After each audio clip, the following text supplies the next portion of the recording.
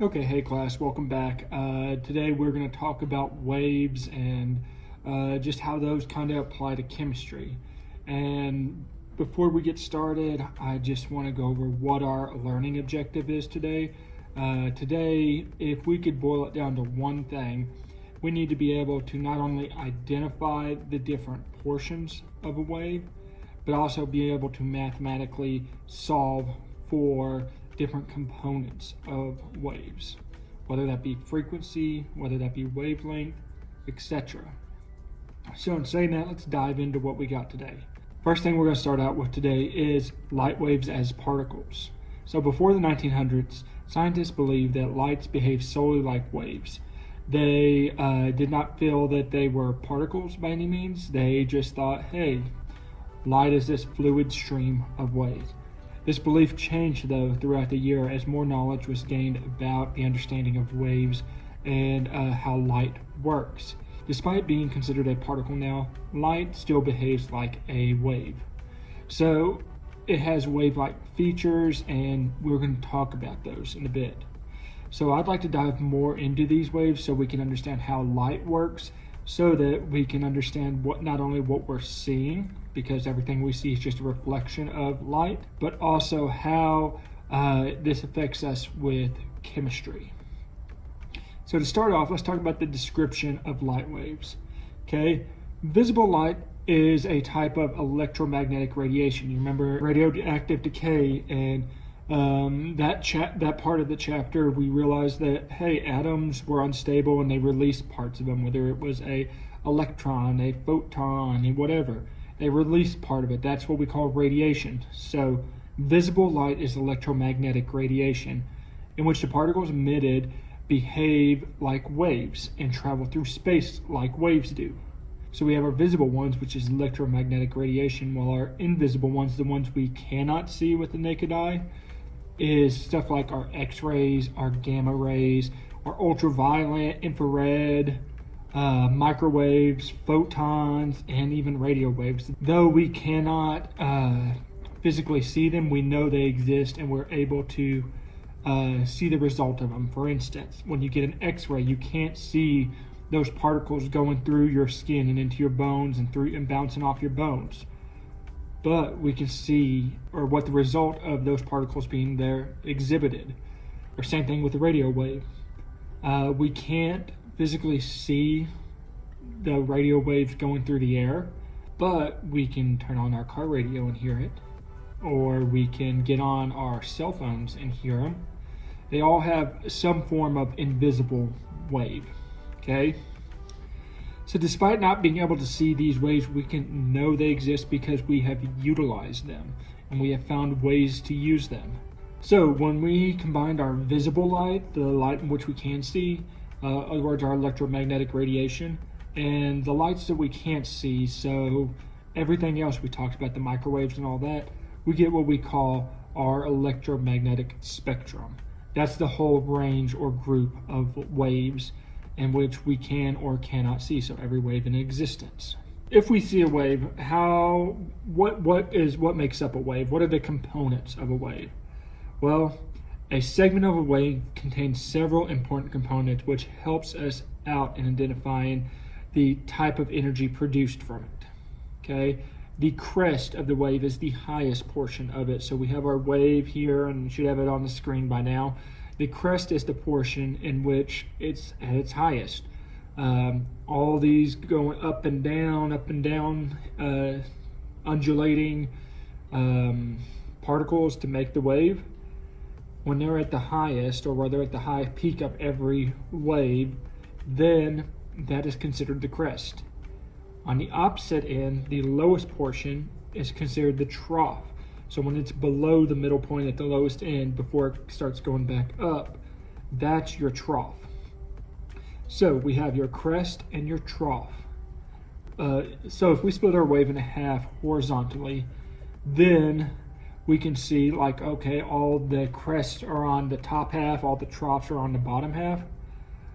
The space between, or the distance between the crest in the middle section that we cut in half, or the trough in the middle section we cut in half, is called the amplitude. Okay, so think of this as the height of a wave. Okay, so amplitude's the height, whether it's going from the middle up or the middle down. Okay, so we got crest is the top of the wave, trough is the bottom of the wave, amplitude is the height of the wave. Then we get what we call wavelength.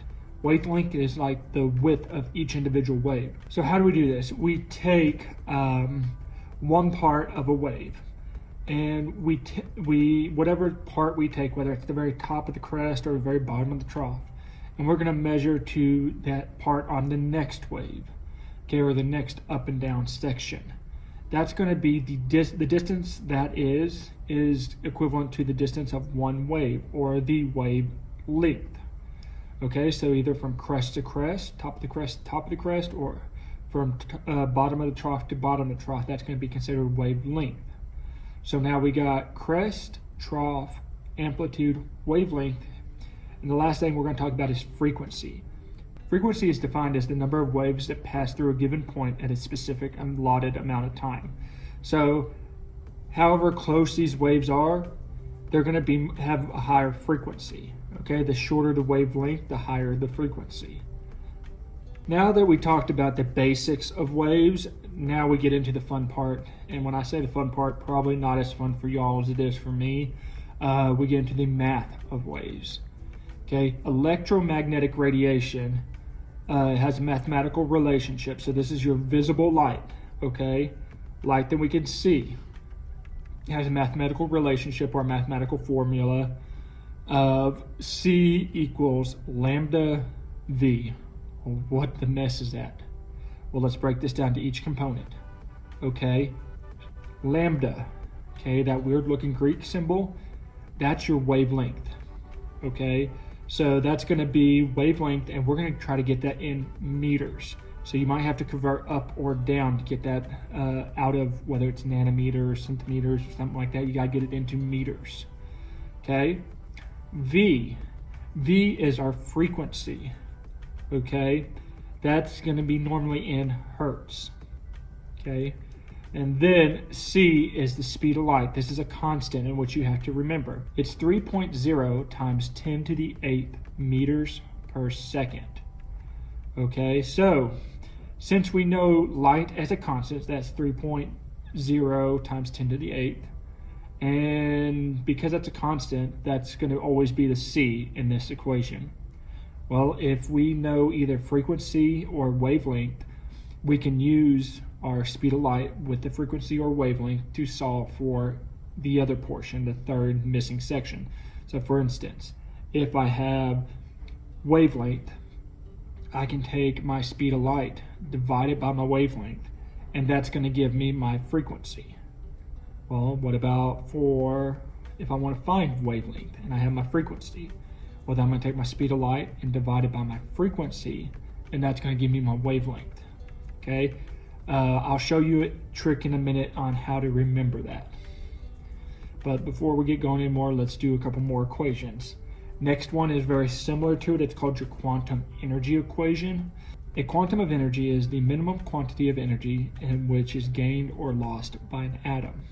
Okay, so Planck was a famous scientist who proposed a relationship between the quantum of energy and the frequency of radiation.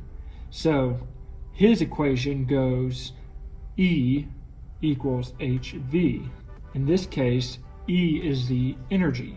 That's usually going to be in joules, while V is still in our frequency, which is hertz. But what's H? Well, H is what we consider Planck's constant. This is where this famous scientist, he found this relationship, so we get to name a number after him. His constant is 6.626 times 10 to the negative 34 joules. So, if we are trying to find something, okay, we know that that's our constant. What these kind of questions are going to look like is they're going to ask, hey, what's the energy of this light wave, or a blue light emits, what kind of energy does a blue light emit if it has this frequency? And all we have to do there is plug the frequency in with our constant from Planck. multiply them together, and that's going to give us our energy. If we need to work that backwards, okay, it says, hey, we're given this amount of energy of light. What's its frequency? Well, then all we're going to do is take our energy, divide it by Planck's constant, and that's going to give us our frequency. So now you have the quantum of energy equation and the visible light equation, or electromagnetic radiation equation. Now our final one deals with Albert Einstein, because he's brilliant and he has to throw a kink into everything. Einstein expanded on Planck's theory and stated that though light may exhibit wave-like tendencies, it is instead a stream of particles. It's not just one wave. It's a whole bunch of little particles behaving as a wave.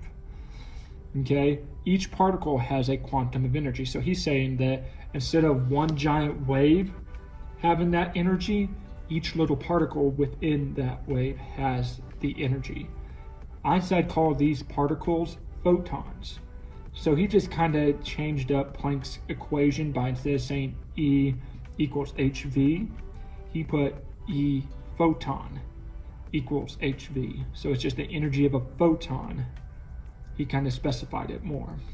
So it's the same thing. H is your Planck's constant, V is still your frequency, but E photon is not just your general energy of the wave. Now it's your energy of a photon. Normally with these types of questions, you're going to get the word photon in there at some form or another. So now we have three equations we're working with. C equals wavelength times frequency. This one is for trying to find wavelength or frequency when given the other. So the general visible light one, if we're given wavelength or frequency and it's visible light, we can find the other just by using this equation. C equals wavelength times frequency. Next one is dealing with energy. So energy equals Planck's constant times frequency. This is to find the minimum quantity of energy that can be lost or gained by an atom, while Einstein's E photon equals Planck's constant times frequency explains the energy exerted by a single photon within a wave. So yes, these equations kind of look similar, but they are all solving for something quite different. So keep that in mind. If you are having trouble with these equations, here's what I have to say to you. Let's set up what we call our wave triangle, or you can call it wave speed triangle, whatever. It's a triangle, okay? And we split this triangle into three parts. The first section being at the top, and that's going to be your speed of light, c. Then your bottom section, you're going to split that in half. And we're going to have wavelength and wave frequency. In between your two bottom ones, we can put a multiplication sign. So all you have to do with this, especially when it's just a normal wave problem, is cover up which one you are looking for. So if we are looking for frequency, we just cover up the frequency section. That's going to give us speed of light, c, over wavelength, okay? So that means you take your speed of light and divide it by your wavelength. Well, if we're trying to find speed of light, okay, hypothetically speaking, we cover up our c, then that's going to give us frequency times wavelength. So it's just going to be an easier way to remember as opposed to just remembering the formula. I will put, this works for all three of the equations, and I'll put the triangles up for each of those now. So if you need to pause the video or anything like that, you can pause it, write these triangles down. The biggest thing is, remember to cover up what you're looking for, and the rest is going to tell you what equation you need to do to find it. And saying all that, we are going to have a practice problem video because this can get kind of confusing, but I hope this helps you out and gives you like a jump start on it. Good luck and keep up the good work in class. See you later.